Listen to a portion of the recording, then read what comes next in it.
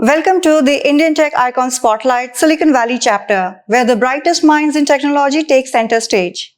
I'm Sheetalohal Acharya, and today on the Spotlight we have our guest, Upendra Mardikar, who is an influential leader in cybersecurity and has led multiple transformational projects, setting industry benchmarks. Hi, Upendra. Thank you so much for having me. Welcome to the show, and it's truly a pleasure to host you today. I'm really excited to get into our conversation, Upendra. Yeah, thank you so much, Sheetal, for having me. So, how you have seen, cybersecurity changing over all these years? So, first of all, really appreciate you having me. I am Upendra Mardikar. I'm the Chief Information Security Officer for TIAA, which is a Fortune 100 company. We have $1.4 trillion asset under management. I also have a privilege to lead the fraud management organization. So what has happened, Sheetal, over last few decades, the cyber landscape has changed. I initially started my journey in cryptography. So where if you see the CVV2 at the back of the card, the magnetic stripe, I've had a privilege to implement these kinds of things where how do you encode these cards? So that's how I got interested in cyber journey. It was primarily in the banking sector, limited to banking sector. It was primarily limited to, the firewalls and the IP-related attacks. But there are three kind of tech trends that happened over last decades. Number one is internet came in. If you go back to I'm dating myself around 2000-ish when internet and Netscape came. So when the IPs and the TCP protocols, it was more like the security was getting retrofitted into these technologies. The second wave came, which was more like a mobile wave, right? So now when mobile came in, that really unleashed the internet, and that really brought those, these kinds of devices to the consumers. And with that, the security issues also came all the way into people's hands. The third one is the cloudification. So as you can see, with cloud, there has been lots of mom and pop companies. Anybody can start. Earlier it was primarily the data centers. So that was the third wave with which you can see that, the technology, the digitization has totally unleashed itself and security actually started evolving. And it was November 2022 when we saw Gen AI and ChatGPT actually was unleashed. And now what is happening is that is the fourth wave.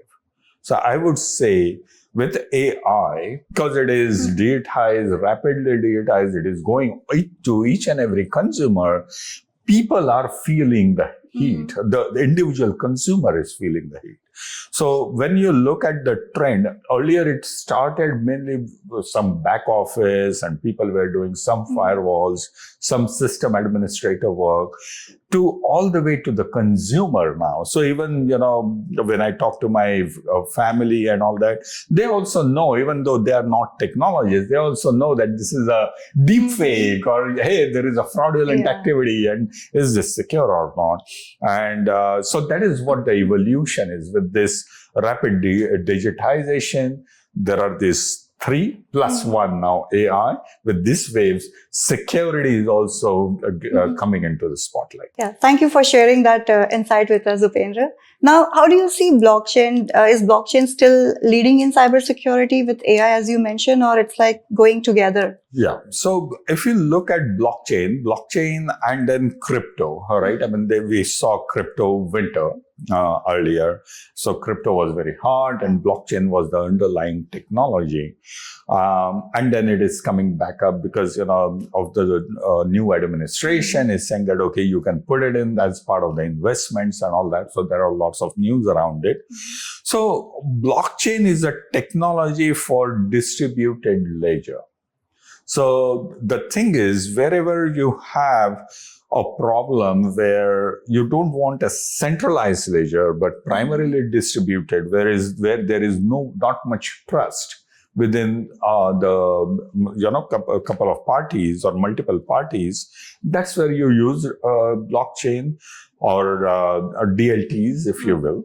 And when you're thinking about the DLT technology, what happens is that there are permissioned and non-permissioned. I don't want to get into all the technology over there, but where is blockchain taking? The blockchain, I think, wherever there are use cases where you can have not so much trust between the parties and you want that distributed ledger. So that's one of the use cases. As far as the cyber goes, as far as the security goes, there are lots of great algorithms over there, but we may need to think about they being quantum safe, because as we are thinking about quantum, some of the algorithms might get dated. So we'll have to think about that. And then there are multiple use cases, like I said, where the trust between the two parties is not there, but yet you still want to do it. As far as crypto, it's obviously, Bitcoin is doing well right now, but it can change tomorrow. It could be a fad. I don't know much about it. With so much of technology advancement these days, do you on a lighter note, right? Have you ever looked at a technology and thought, oh, this is the one which is going to keep me up at night? Or you're always a step ahead of any of the threats? Nothing keeps me up at night. I have a fantastic team that is absolutely rock solid. That team takes care of all the issues. But what we try to do, Sheetal, is that we try to anticipate where the puck will go. And that's why you will see lots of innovation coming out. I'm very privileged to have 115 patents. So what we try to do is, obviously it's going to be a cat and mouse game, because we always have an undue advantage. But when you're thinking about what keeps up as night, nothing. My team is rock solid. But something that we should be thinking about is obviously AI risk. With AI and with a rapid digitization, there are, when the technology landscape changes, how do you make sure that cyber is not catching up? Right? That is one of the problems. If you go back to internet, TCP protocol came in first and then TLS came in. So same thing with cloud, same thing with mobile. We started retrofitting security. How can we fit in security instead of retrofitting? So to give you an example, if you are building a house and there is no plumbing, how will the house look like if you put the pipes from the outside of your walls, right? So that is the retrofitting. But fitting means that while you are constructing your house, if you just put your pipes inside, then the house will look beautiful and yet you will still have water.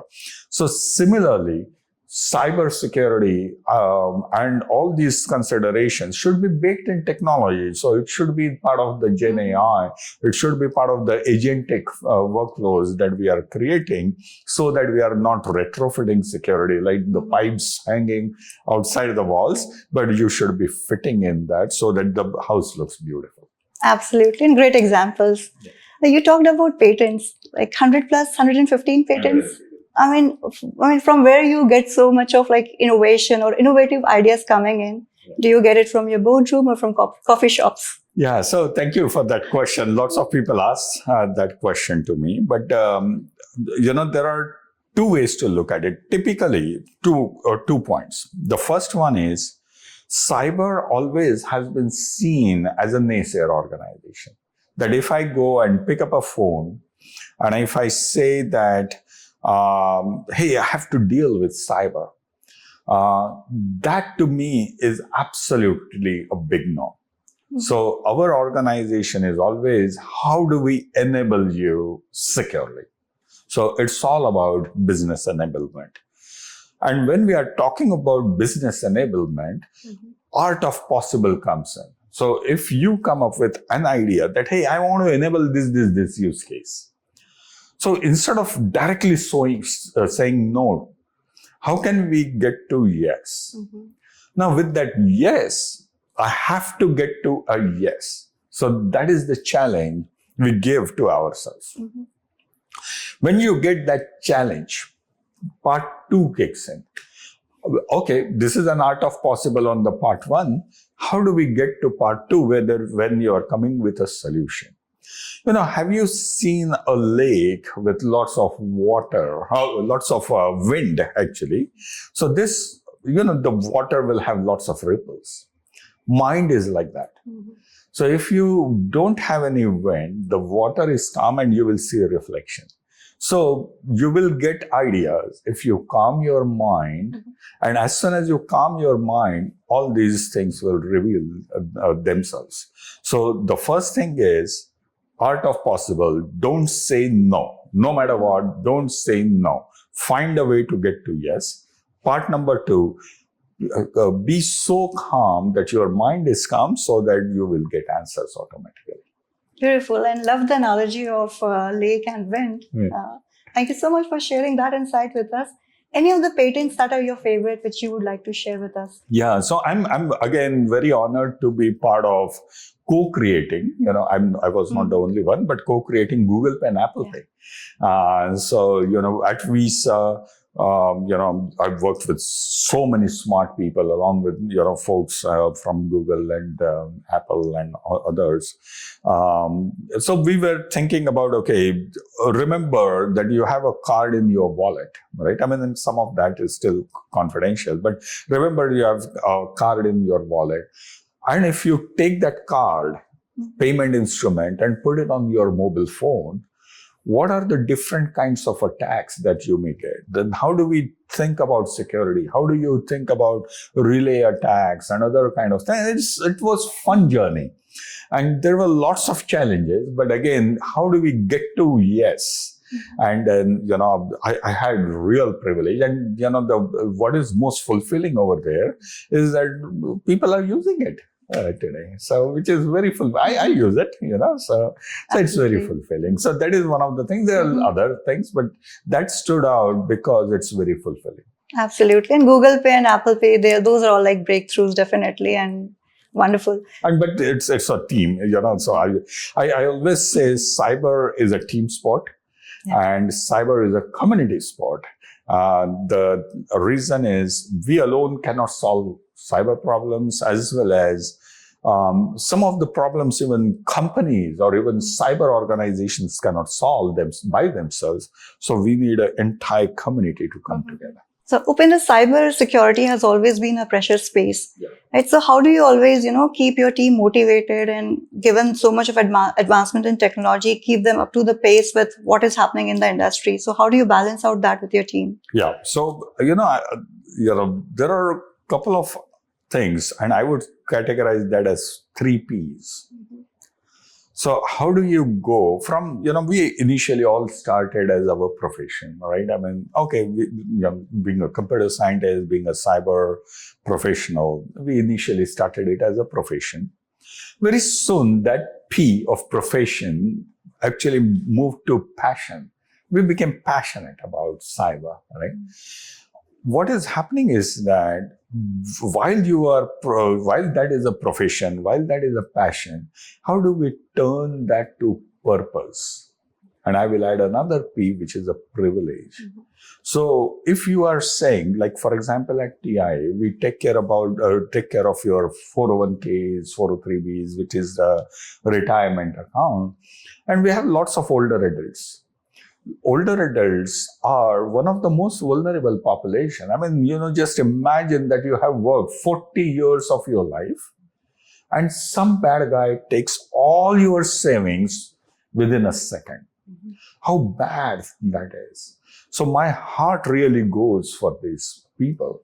So what has happened is that as we transition ourselves from profession to passion, to really what is the purpose of cyber organization is to protect the company, protect those older adults, protect those that are vulnerable from fraudsters, from bad guys. And with that purpose, it's a privilege. Mm-hmm. So how do I it's a stressful job. Of course it is stressful, but how do I keep my team motivated? By constantly reminding us the higher purpose. That, guys, this is not yet another job. where we are just doing it for passion. We are actually giving back to community and doing something good with a higher purpose, and that's a privilege. Upendra, what according to you, like in general, companies are still not, looking at or implementing in cybersecurity that they should be doing? Yeah, so like I said, cybersecurity is a community sport and it's a team sport. So one of the things that I have noticed in other companies, and I'm very privileged to make sure that that is not there at TIAA, is bridging the gap between the rest of the engineering organization and cyber. What cyber organizations typically are governance and oversight. That thou shalt do it. This is the policy, and these guys are not doing it, and all the blame games. Yeah. That is not how we do it. We become one team. It's a we thing. Because if there is a cyber attack, it is not just the CISO, it is also the CIO of that particular business unit in the limelight. So what I would say is developing what organizations, what the CISOs of the organization should be doing is forging these partnerships, forging these friendships for future collaboration. Day one, as soon as you take the first 30, 60, 90 days, all you are doing is forging partnerships and moving partnerships to friendships. What that will do is you are there to enable business. You are there to help. And most of the organizations are like where they are failing, if you will, thou shalt do it, governance and oversight. Cyber becomes more of an overhead. Oh man, I have to deal with cyber instead of oh wow, I want to deal with cyber. So we have to change that particular mindset. And I think I'm very passionate about this and helping other CISOs. So hopefully this message resonates with other chiefs, cybersecurity officers, cyber professionals, as to don't try to portray your organization as a naysayer organization. And also don't go to yes, but. As soon as you say but, you have thrown cold water on whatever you have built up. Try very hard to go to yes and then that's where how do you make sure that you are absolutely calm and art of possible mindset, and then making sure that you are delivering value to the organization. So that partnership has to be there, the team effort. Yeah, that's a great perspective. Now, talking about your role as a CISO, could you please share a bit about how a normal day at work looks like for you? So as a CISO is in the organizations is a business executive. So ultimately, the role of an executive is to support business. That's it. No other question. If we say that, okay, we are not here for business, you're in the wrong business, right? So the day, when you are talking about the day, we have to really understand and get a perspective of what are we trying to do. We are ultimately here as a business executive to support business, to support the revenue growth, to support the operational efficiencies, to support the expenses. It's all about the top line and the bottom line. And how can we take that, help the organization, protect obviously people, because ultimately we are the experts and the board is looking at us, the CEOs are looking at us to solve these problems.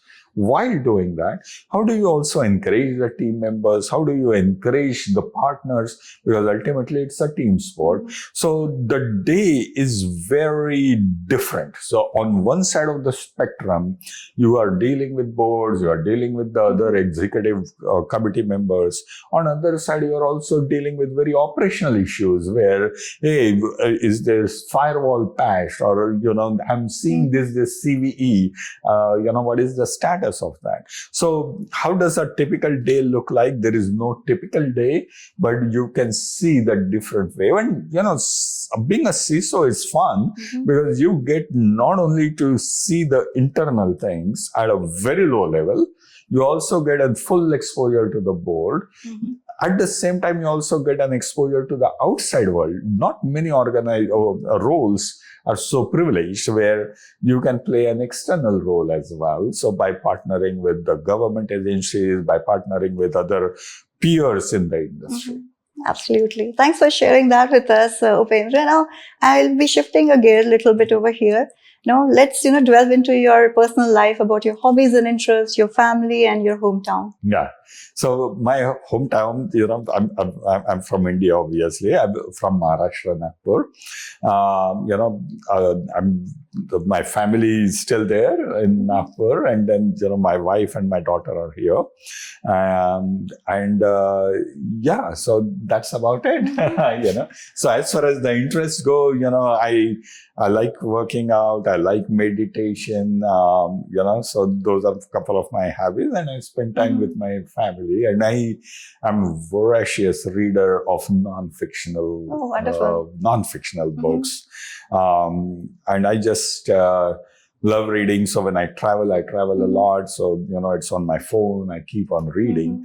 So that keeps me very excited especially about technology, especially about other people's journey. So to answer your question, personal hobbies is I like working out. Number 2, meditation. I'm big into it. Number 3 is reading books and spending time with them. That's great to know. It looks like meditation is the reason that, keeps you so calm and composed. Yeah, that helps to keep my mind, without wind, like I said. Yeah. Lovely. So, Upendra, we are almost, nearing end of our wonderful conversation, and it's been like really, wonderful knowing your journey about the technology. We got a lot of knowledge about cyber from you. So that's really great. And so the last section that we have is the rapid fire round, where I'll be asking you some questions and would be expecting some quick answers from you, but no pressure. Okay. So let me know when you're ready. I'm ready. Yeah. Perfect. So your first question, travel destination on your bucket list? I would say Himalayas. Favorite sport to watch or play? Chess. Oh, wow. Brain games. That's why you're always ahead of threats. Okay, lovely. Favorite city you have visited? I would say Interlaken. Where's that? In Switzerland. Okay. Interlaken, Switzerland. Yeah, it's very beautiful. Oh, nice. About your ideas, where do you keep? Notebook, phone, or just in your head? Just in my head. Because there is always a threat. Yeah. Okay, that's a good one. Biometric locks, love them or hate them? Depends on how it is implemented. If the biometrics are stored in a centralized, hate them. But if they are stored in a security enclave like Apple and Google, then I love it. And that's a very smart answer. Your last question. One word to describe your day today. Chaotic. I was saying other than it is hot. Chaotic. Okay. Yeah, wonderful. Thank you so much, Upendra. It's been lovely talking to you, and thank you so much for sharing those great insights with us. And we really wish you continued success. Thank you so much. It's really a privilege to be here. Thank you. Thank you.